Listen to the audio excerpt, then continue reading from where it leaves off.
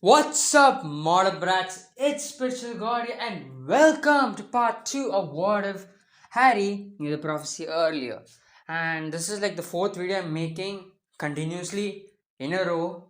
I think whenever this part will come, the What If Goku never married Chicha, or What If Goku stayed single, What If Ichigo the Sharingan would be out, because all these four.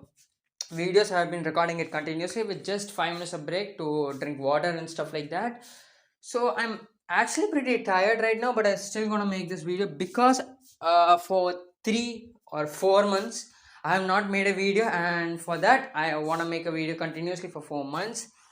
But if you guys still don't understand my uploading schedule, I'm just going to explain it simply. I'm going to be uploading on Monday, Wednesday, Friday, and Sunday. I'm going to repeat that on Monday. And since my uploading schedule and recording schedule are a bit different now, since I've since I have like continuously made 4 videos together, so it's gonna be interesting on how my uploading schedule is gonna go. But I'm blabbering a lot, and I know you guys don't like me blabbering a lot, but anyways, not much. I'm not gonna waste your time anymore, so without any further ado, let's get watching.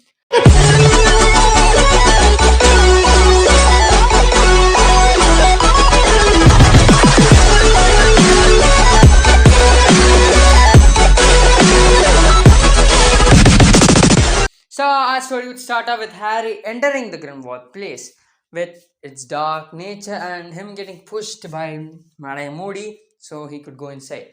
Now Harry is well confused about why the hell a Fidelius charm is placed upon here. Now, and who's the, well, you could say, secret keeper now this time? He doesn't want an incident to happen just like Peter Pettigrew now, would he? So Harry then gets, well, now Harry gets inside and he gets assaulted by two people. Now one is Molly and the second is Sirius. So Molly tells Harry to go upstairs, but Harry hugs Sirius, even though the relationship is a little bit rocky at now. Currently, because Harry hasn't seen Sirius since the end of third year, but Sirius has been with him. The guy did help him with the tournament, even weirdly. He still talked with him. So Harry is still sent to Ron, to the place where Ron and him are supposedly gonna sleep. And then Harry would just take his luggage and Hedwig's cage and go. Now here's the thing that's gonna change. Now while Harry is walking upstairs, he contemplates about what he needs to do, how he needs to treat his so-called friends. Should he be angry at them for not well giving him information? He didn't ask it, but still they have a responsibility to do it, right? Or he should just act like nothing happened, or number three, just cut ties with them, or like overreacting the stuff more or less. Harry decides to, well, just wing it like he does most of the time. So when he opens the door, he gets assaulted by a bushy-haired woman named Hermione Granger, and Harry does not hug back. No, he does not hug back. And Hermione notices this and asks Harry what's wrong. Ron comes in, then exchange greeting, but Harry does not give greeting. But he just jumps straight into questioning. What the hell is this place? Ron would want to say, but Hermione would interrupt him while saying that this is Grimwald Place, the Order of the Phoenix, and all the jazz. Giving information without even letting Ron speak, which is, I kind of feel bad for Ron. But Harry just looks at both of them and asks, "So you guys were here, huh?" This would make them a little stumped out, but Ron would explain that they had no other choice and Hermione had to be here so she could be protected. Then Harry asks, "What about me?" Then Hermione would jump in and say, "Well, Dumbledore handled his Dumbledore handled that." Harry would interrupt her and say, "Dumbledore handled the same way that he did during the Triwizard tournament." Now, let me ask you this question again. Why are you both here while I was in there with the Dursleys? Now, this interruption would shock Hermione as well as Ron, and well, they would have to explain the real reason that they are here to protect themselves from Voldemort. And due to the fact that Ron's parents, that being Molly and Arthur, are part of the Order, every Weasley is like brought here, and Hermione is mostly because she's a Muggle-born and is related to Harry, meaning she would also get targeted by Voldemort's followers. Harry would not, but that's when Hermione would start apologizing for not well, giving him sufficient information. But Harry would just say, "It does not matter, anyways." This would confuse Hermione and Ron would be the person to ask the question. Why not? Harry would just look at Ron like he's the most dumbass person, and Ron would feel quite offended to it. The look that he gives him is the same look that Hermione gives him when Ron speaks some dumb thing. Harry just says, because 4 times I have fought Voldemort 4 freaking times. You really think isn't something's gonna change there? The sarcastic tone that Harry is using does shock them, and also shocks them that Harry doesn't give a damn. It's like he says it so nonchalantly that Harry's talking about the weather or something. Hermione would start up berating Harry for thinking like that, but Harry would just look at her, which would shut her up, which would shock Ron, because nobody could shut Hermione up when she's berating someone. But Harry would just say, well, anyways, Harry would not know what to do. He wanted to shout at them, but not quite. And Hermione would be the one to change the topic, asking him about arithmetic and what is the real reason he wanted arithmetic. Now Harry wants to say about the prophecy, but he knows he can't. The images of Cedric, Quirrell, his mom and dad just pop in his mind, and he realizes. I mean, he's in his own way. He thinks that those who know about this prophecy would be in danger, and those who don't even know about this prophecy, aka Quirrell and Cedric, are in danger. Meaning, he has to distance himself from them. Harry, being Harry, just tells Hermione the lie that he needs to prepare for Voldemort, and that's it. After that, George and Fred would come in, and they would have a talk with Ron and Hermione, getting to know that Harry gave the money for the Triwizard tournament to them so they could start their joke shop. Ginny would come in, and all of them would talk a bit, with everyone noticing that Harry seems to be distancing himself. He's not talkative as much, but mostly they put to himself that Harry is Harry might put on a brave face, but he's really concerned about what Voldemort is doing. But that's not what Harry's concerned about. Harry just understood that he has to face Voldemort.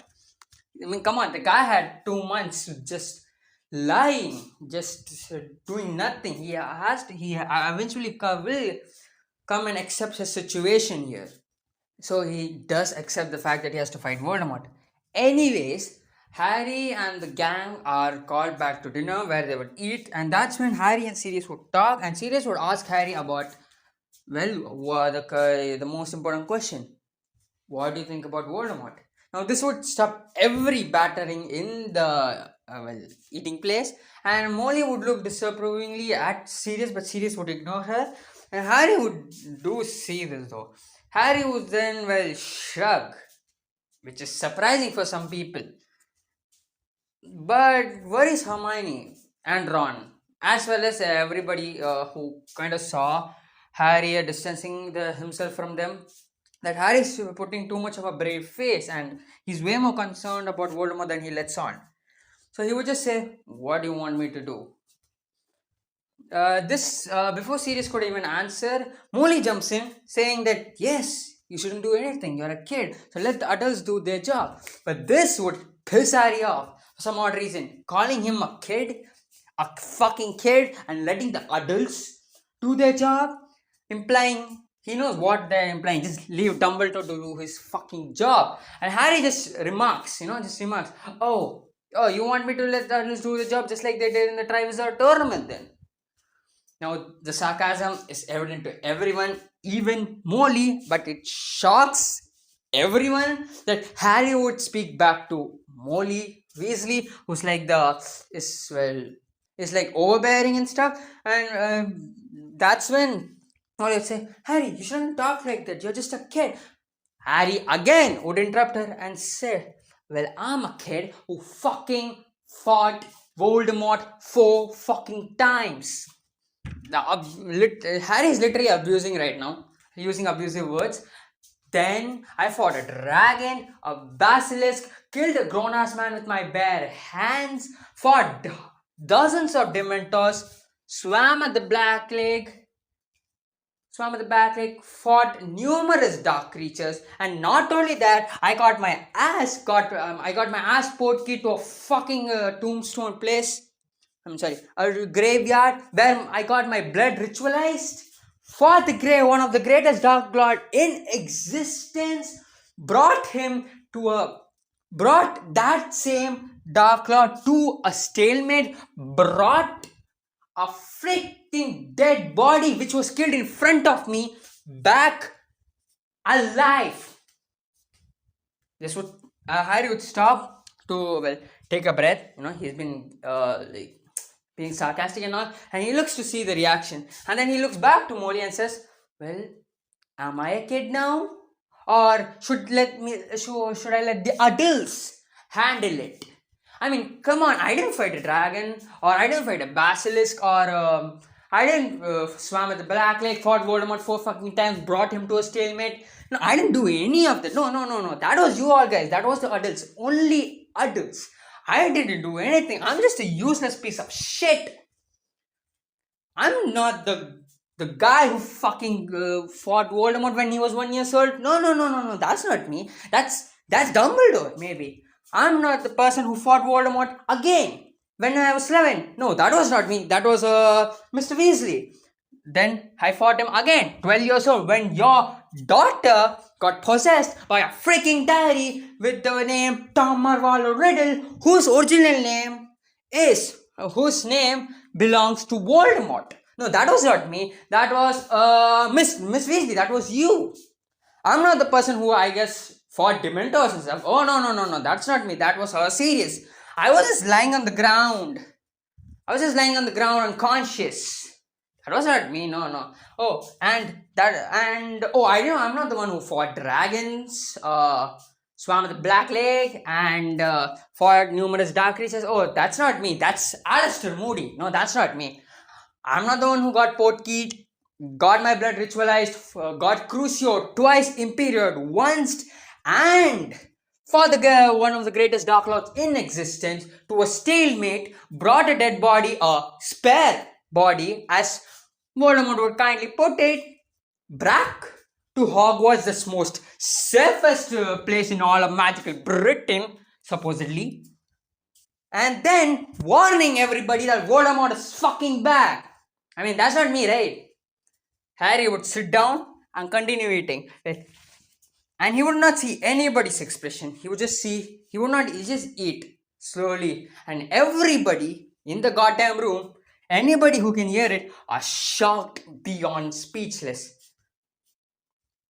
Is that a word? Shocked beyond speechless? Shocked that there's no speech coming out. Yeah. Anyways, everybody, even Sirius, is kind of hurt that Harry implied that he was useless, but it kind of makes sense. He was there lying on the ground, as Harry put it. And Harry was the one who used Expecto Patronum, not him. This makes Sirius guilty of not protecting Harry, as well as not contacting Harry for all these months because of Dumbledore's orders. But he resolves himself to be a very good godfather from now on, to have more interactions with his godson. He would mind that. He would complain. He would fight Molly if he needs to. He would be the one who takes care of Harry from now on. Well, Remus is even more guilty than before. I mean, come on. Harry did, if you guys don't know, in the previous episode, Harry did badmouth Remus, telling him that, he wasn't there for him and stuff. That made Remus guilty. But now, it's just even more guilt. And I mean, Remus is just falling in guilt, It's just like his character. Other than that, I'm not gonna go more, especially yeah. I'm gonna do something about Mrs. Weasley though. She is embarrassed beyond belief. Okay, she's embarrassed beyond belief because number one, Harry, well, made sense. Harry made sense that Harry cannot trust adults for a reason. In some way, he basically told every incompetent thing that adults have done in Harry's life in just one breath. That's a lot. And third, it was she who started it. Harry was just ate away and did what he did, but she was the one who dragged Harry into this conversation, thinking that Harry does not have the right to know about information that he clearly does. So, other than that, Nymphadora is even more impressed. Is just speechless, and even fucking more impressed. And before you go, this is not going to be a Nymphadora x Harry. What if? Yet. Okay, I have an idea, and this is going to be realistically, as I said, realistically as possible. So calm down, hold your breaths. Anyways, Harry would eat his food and get up and go back. The first person who would even react to this goddamn situation is surprisingly Ron. He's Harry's best mate. He wasn't there to support Harry in all of these dark times. Harry, he still has guilt about that, abandoning Harry when he needed him, just because of his fucking jealousy. And now, listening to Harry's point of view, which he never had in front of him until the final battle, where Ron really knew how Harry had everything and stuff like that. Here, Ron gets to know more, so he runs behind Harry, catch up to him. Hermione is the second one to get up, realizing that she's been a stupid woman, thinking that authorities are great, and abandoning Harry as the same. So she also runs behind Harry to talk to him. Well, Harry just walks up, being the most calmest person in the freaking world, and opens the door, closes the door. And he starts petting Hedwig. Harry feels a great relief just out of him. Finally, he was able to talk to these stupid ass people, thinking that they know best. He knows that eventually Dumbledore would contact him about this, or wouldn't contact him about that, because Harry doesn't know if Dumbledore's going to contact about him. But Harry needs to prepare for something, and that is his trial. Ron and Hermione would barge in and try to talk to Harry about why and what he's feeling. Harry just tells him he's feeling great, pretty good even. He just wanted things out of his chest, and he did. That's it. Ron tries to vow that he's gonna be a better friend, but Harry just shakes his head saying, "Don't." This hurts Ron even more than Harry realizes, because this indication that. Anyways, I just threw something, it fell on my knee. Ow. But anyways, this implies to Ron at least that Harry doesn't consider him a true friend. And it makes sense to Ron, because Ron did abandon Harry when he needed it most. And he was never there for Harry when Harry was facing his climax battles. He wasn't there for Harry. Hermione was there, yes, because he does know about the whole third year incident with them saving Black. He does know that they time traveled, as well as Harry doing a humongous Patronus. But Ron wasn't never there for the final battle, never being with Harry. So Harry is always charged forward alone. And this revelation also comes to Hermione, that Harry has always charged forward alone. And this makes her even more motivated to, stand with Harry. And Harry does not want any of this. He doesn't even know what's going through his friend's process. And if he knew, he would expelliarmus them, do anything he can to stay away from them. But Harry stupidly just brought his friends even closer to that fucking death. Poor guy. Anyways, Harry does sleep, and Hermione goes to Ginny's room to sleep while Ron sleeps. Everyone sleeps, except for the adults who talk about what Harry said to them. Except for, Sirius even talks to Remus about this. which Sirius learns that Remus is fully guilty about it, and what Remus had a talk with Harry about, just before they came here.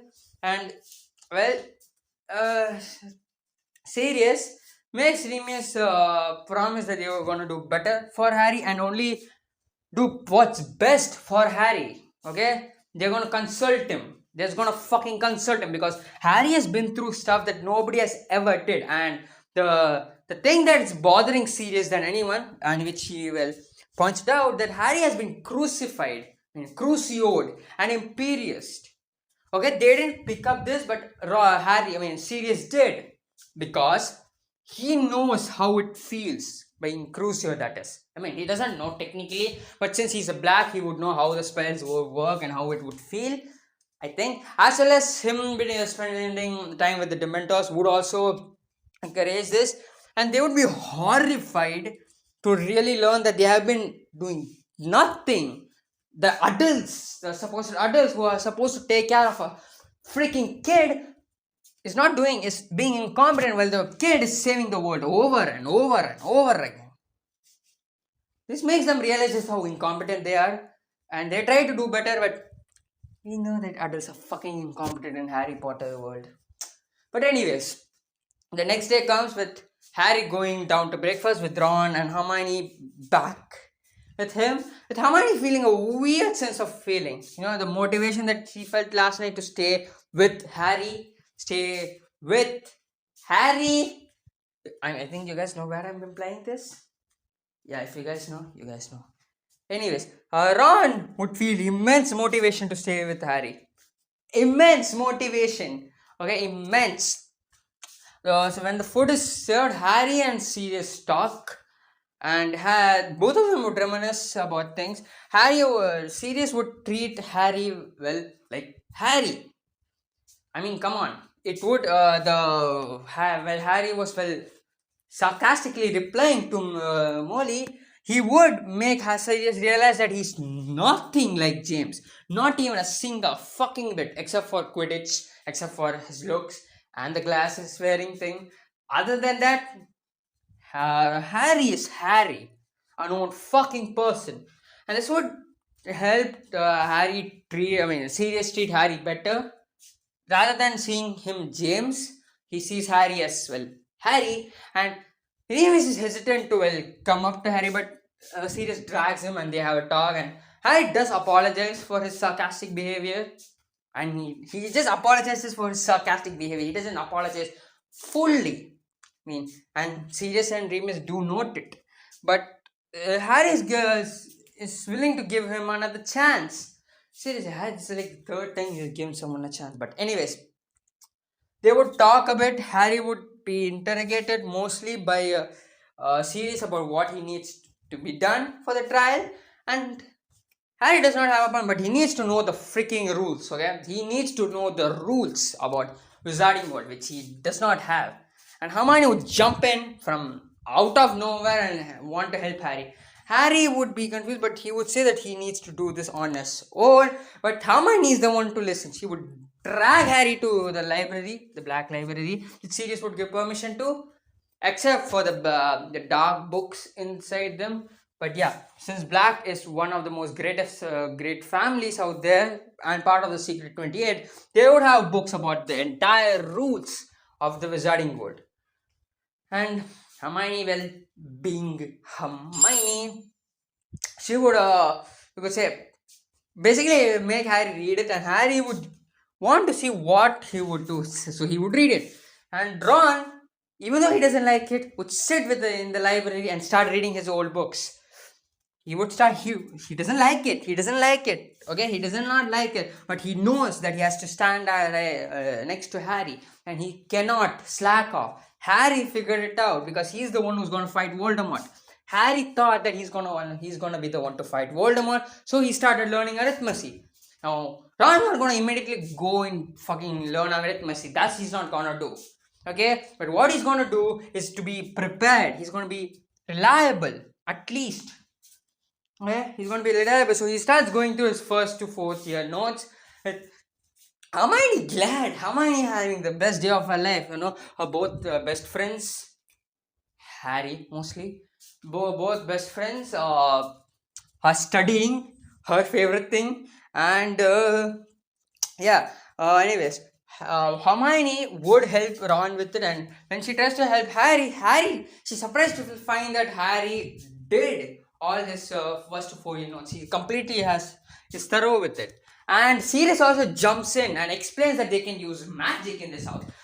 This actually lets Harry smile, excited, because he wanted to do magic for the entire month that he was with the Dursleys. Harry starts doing magic after magic. He starts doing transfiguration, charms. Hell, he even starts brewing potions, for goddamn sake. He said, and now what does Harry do in up until the trial? Well, especially talk to Sirius and Remus to catch up about James and Lily. Then studying with Hermione and Ron, while also looking through laws which could benefit him. And Harry comes upon a very interesting law. Actually, two laws. Very interesting law. But he also gets a reference to another law, and he asks Hermione. He just goes and asks to Sirius, and Sirius recommends him to ask Mad-Eye Moody. And he goes there, who's with Nymphadora Tongs guarding him. And Harry would ask a simple question: can you give me the Triwizard Tournament guidebook about the rules and regulations of it? Moody would stare into Harry's eyes, and Harry would stare into Moody's eyes. Now, Moody won't do legitimacy here. He would just stare into Harry's eyes, trying to figure out what he's trying to do, but he would nod and would go away. While Nymphadora and Harry would have a small talk to get to know each other better. You know where I'm going with this? And Harry's actually little bit, a teeny tiny bit interested in her. Okay, both of them are interested in each other, just a little bit. And anyways, Harry would come back and start learning. Now Molly would not be pleased about Harry doing magic, but Sirius would immediately tell her that shut up. This is his house, and this is his being this, and she's not going to do anything. And even though Molly doesn't like this, Sirius is right. This is Sirius houses. This is Sirius house. And with Harry's reply to her, she does kind of realize that they need self-defense. Now, if she tries to smother them, they won't grow up, because Harry grew up with his harsh conditions. Whether she likes it or not, that is who Harry is. She's not gonna change him. He has fought deadly things. He has experience fighting, and whatever she can do, she can't take that experience back. It's gonna stay with Harry forever. The memories that he made while doing stuff like saving the stone or fighting the basilisk or anything just stays with Harry. Anyways, Harry would get the rule book for Triwizard Tournament, and if you guys know where I'm going with this, you guys would know. But anyways, Harry would read through it, and he would find the two ways to escape and secure something very interesting. He knows this is risky, but it may be interesting because it might give him a way better fighting chance. So Harry does prepare for this, but he doesn't tell anyone. He's gonna keep it a secret, because he wants to have a prank.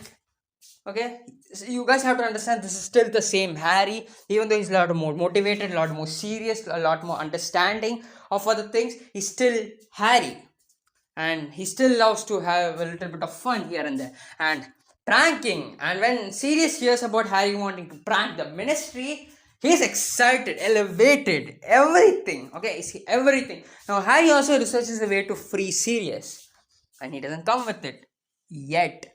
Okay, let me make this clear. Sirius is gonna be freed. Spoiler alert: Sirius is gonna walk a free man. I'm gonna make sure that happens. Anyways, Harry would be ready for the trial, and Mr. Weasley would. So a couple of days later, Harry would be ready for the trial. He would be ready for the trial. Now, Mrs. Weasley would try to convince him to rely on Dumbledore. Harry would just say, "I'll rely on him as much as I'll rely on him as much as I relied on him during the entire Chamber of Secrets fiasco." as well as the tournament, the tournament of wizards, the Triwizard tournament. This would set Molly up again, and this would come in an order meeting, and Dumbledore would figure out that Harry doesn't trust him as much, which is bad because he needs to tell Harry important things, so Harry could do the help with the prophecy to defeat Voldemort. If Harry doesn't have Dumbledore's, if Dumbledore doesn't have Harry's trust, Harry doesn't know, yeah. Dumbledore does not have Harry's trust. Exactly. If Dumbledore does not have Harry's trust, how the hell would he help Harry reach his goal, reach this prophecy? The prophecy's already started. It's a self-fulfilling prophecy, which Harry also figured it out while thinking about said prophecy. After this, Harry would, as I said, Harry would be ready to go to the ministry, and Mr. Weasley, Arthur Weasley, if you still don't understand, would pick up Harry and go to the ministry earlier than they were supposed to, which would mean that Mr. Weasley and Harry would figure out that, the trial hearing has been changed into a trial, and the trial is way before the given timeline. So both of them would rush, and while rushing, Harry would think about what the ministry is. They sent a fucking Dementor to kill him. He knows that the Dementors are issued by the ministry himself. So if they are trying to kill him, meaning the ministry is out for him, and he knows that, and he knows from his informations that Fudge is in what's his name? Lockhart, no. Malfoy's pocket. Okay, Fudge is in Malfoy's pocket, meaning the Dark Lord has already started conquering the ministry. With Lucius's money, he could bribe and do whatever he wants. Bribe Fudge and do whatever he wants, meaning that eventually Voldemort is gonna tell Lucius to bring Harry's address, and Voldemort would just go directly to Pavet's Drive, killing Harry, killing his relatives. And this makes Harry realize that the plan that he's going to do is way more important than before. Now Harry would go in, and Fudge would be disappointed that Harry came right on time, and the trial would begin. Harry would have a small smile on his face when Fudge would announce that the trial has officially begun, and someone would start writing. Harry would have a smile, and Fudge would notice this, thinking that Harry is confident enough to win this trial. And Fudge looks gleeful, thinking that he could snap Harry's wand, as well as stop the rumors of Voldemort coming back. Fudge was a fucking idiot, if you guys know what I mean. Anyways, the trial would start with questions being asked by Fudge that, is Harry from Littling Hangleton? From Pavet Drive, where he used magic in the space of Muggles. But that's when Harry would deny it. He never used magic in front of Muggles. He would point that out. He never used magic in front of Muggles. He would admit that he used magic, but he never used magic in front of Muggles, meaning the Statue of Secrecy has not been broken. And that's it. This would make Fudge disappointed because he thought that this would make Fudge disappointed and angry because he thought that he would finally snap Harry's wand and stop the rumors from Voldemort coming around. But that's when he would be shocked that Harry would continue speaking. He would explain that he has the case to make, and Amelia Bones, before Fudge could reply, deny what Harry's going to say. Amelia Bones would tell Harry to continue, and Harry would say, since a minor has been brought to a court, according to you, a minor has been brought to a court,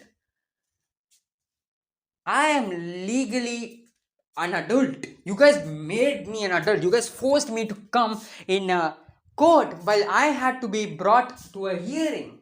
And due to that, you, Minister Fudge, and all of you guys who are currently in this courtroom are my witness that I am now legally an adult, made by the Minister of Magic himself.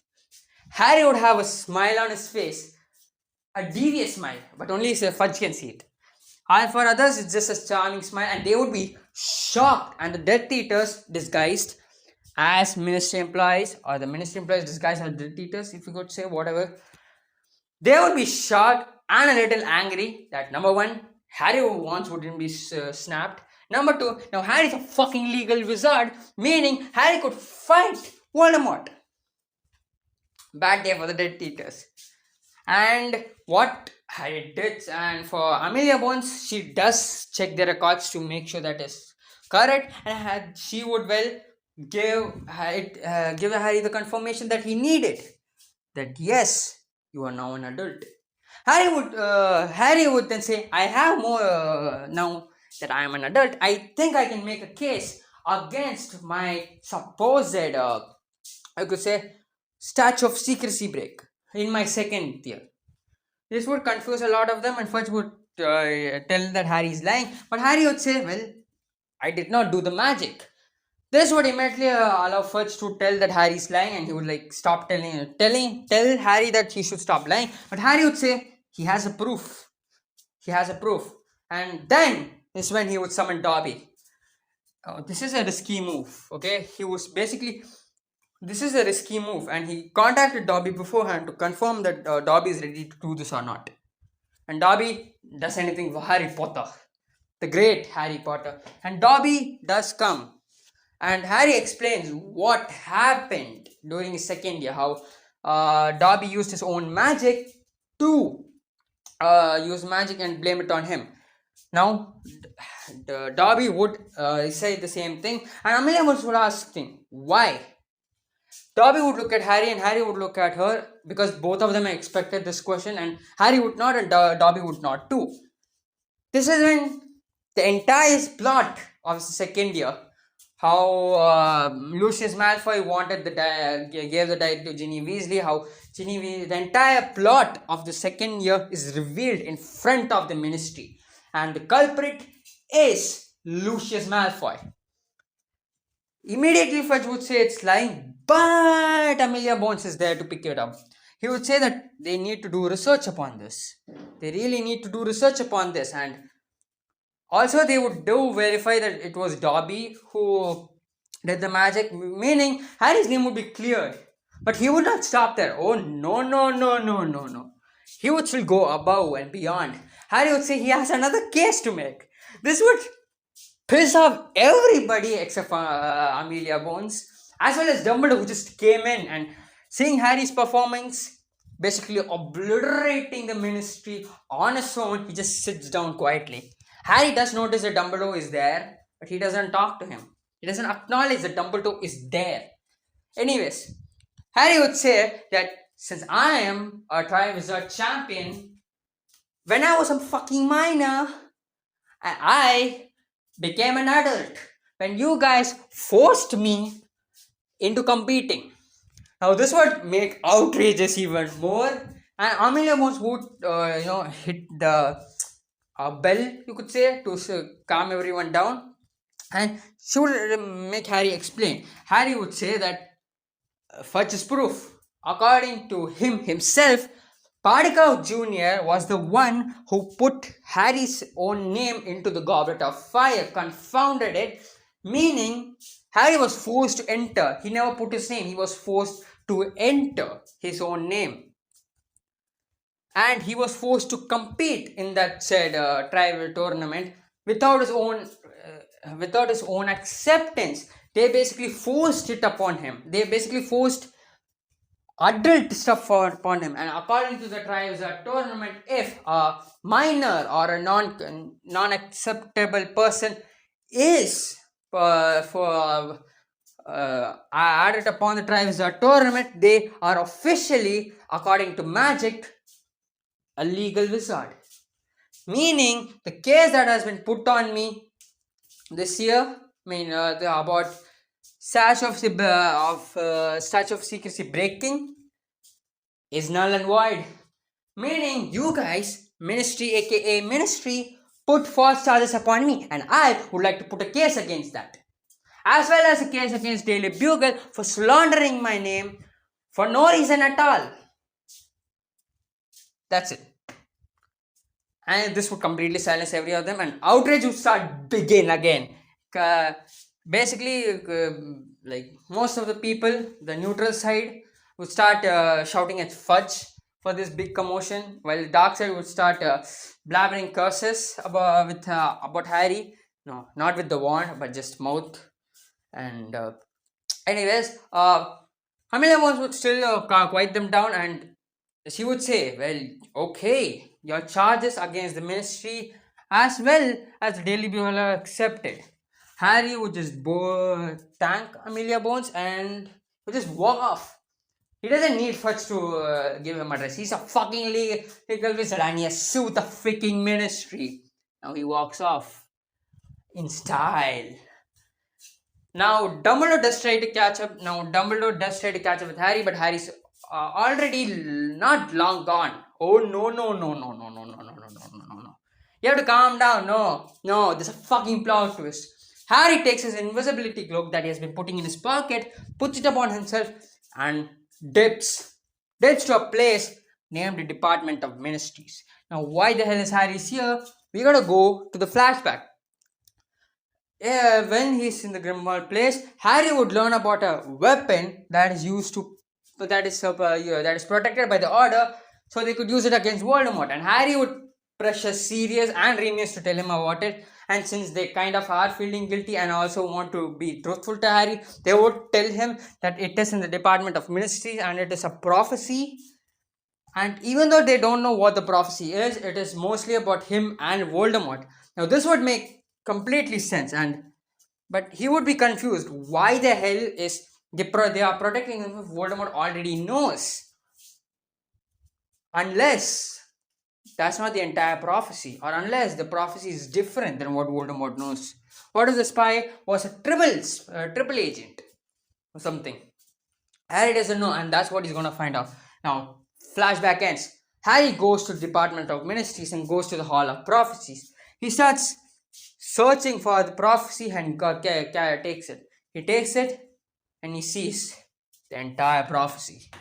The prophecy was said by Sybil Trelawney to Albus Pacific Dumbledore. The one with the power to vanquish the Dark Lord approaches. Born to those who have thrice defiled him. Born as the seventh month dies. And the Dark Lord will mark him as his equal. But he will have the power the Dark Lord knows not. And either must die at the hand of the other, for neither can live while the other survives. The one with the power to vanquish the Dark Lord will be born as the seventh month dies. This would completely shock Harry. But he would not react to it angrily or pissed off, but at acceptance. He would realize that he's fighting Harry. He's going to fight Voldemort. Voldemort has marked him as his equal. He touches his lightning bolt scar, which has proof of him. And only one is going to come out of it. Either Voldemort or either him. What it's going to be, he does not know. But he's accepted his fate. This was the final straw that he needed. He still was in reluctance to accept his fate. But now, he's accepted it. He realized that he has to fight to the death with Voldemort. So he takes the prophecy, puts it in his pocket, and dips out of there. He meets with Mr. Weasley, who asks where Harry went. Harry just says that he went to the bathroom, and after that, Harry and Mr. Weasley would go to Amelia Bones' office because Amelia Bones had told Harry to come to her office. Amelia Bones and Harry would have a talk about two very specific things. Number one is Harry's legalized forms, as well as the things that need to be done now that Harry is legalized. And number two is about the case of Lucius Malfoy. Now, he knows this is a risk, but Harry would ask the DML, the Department of Ministries leader, about Sirius Black's case. Now, he wouldn't just say that Sirius Black is innocent. He knows that Sirius Black didn't have a trial as well. So he would ask them for a case, the case file, so he could figure out why Sirius Black came to Hogwarts 2 years ago. He tells her life that he's always curious about why the hell Sirius Black, what really happened, what the questions were asked, and what the answers were. And Amelia Bones does answer his request, so she summons a file of the name Sirius Black, but it does not come. This would confuse her, and she would personally go to the files of 1981 and all the files about the trials that were done there. And she would find one named Lucius Malfoy. She would take it because a case has been going to start in the name of Lucius Malfoy because of the whole second year Francisco. And by the way, Lucius is not here. I mean, in the trial, he was never specified to be there, if I remember correctly. But anyways, even if he was specified in the canon storyline, I'm going to make it that he's not here because it's going to be more exciting. But anyways, when Amelia Bones sees that there's no trial files for Sirius Black, Harry makes his move. He explains that according to Party-Gout Jr., Party-Gout Senior, he was never put on a trial in the first place. Now, this is what surprised Amelia Bones as well as Arthur, who's kind of nervous at this point because he knows that Harry is playing a very dangerous game. But Amelia Bones would happen. What? And now this is when Harry would explain the Barty-Gout Jr. scene, and he would try to lie a bit, add that Sirius Black was never ever put on a trial and he was falsely accused. And this would surprise her, but Harry would continue on. He would say that Sirius Black was not the Sacred Keeper. It was Peter Pettigrew. Now, he knows this is the last stop for Amelia Bones even ask, how do you know about this? Harry would ask her, make her promise. You need to be fair with Sirius. Amelia Bones would stare at Harry while Harry would stay back at her. This would cause Amelia to sigh and would make an unbreakable vow with Harry that she would be fair to Sirius. Harry would summon Dobby, who would summon Sirius, and Sirius would be here surprised. Okay, surprised. He did not know what the fuck was going on. Okay, Harry never told him about this. This is just a on the fly moment that Harry had right now, and Amelia Bones would quickly capture Sirius and would promise and would immediately give him the truth-seeking potion, and Sirius would blurt out the entire situation, meaning Sirius is cleared without a trial because he never was given one. He never was given one, meaning he doesn't need to go on a trial as well because he was in the category of proven innocent until guilty, and there was no trial issued for him. Meaning Amelia Bones was able to do the questioning then and there, getting Sirius freed, and Sirius, Harry, and Arthur all leave the ministry free, except for Arthur, who's like shit scaredless. Who's like scared shitless because he doesn't know what the fuck happened. And yeah, that's where I'm gonna leave for this episode, guys. This has gone like 48 minutes long, and I'm pretty tired, Seriously, 4 continuous videos at the row. It's very different, very difficult for me to record this. But anyways, I hope you enjoy this video, and if you guys have some questions regarding what the ship is going to be, or the final ship, who's Harry going to marry, is it going to be Nymphadora Tonks or Hermione Granger or Ginny Weasley? Yeah, well, I haven't decided that yet.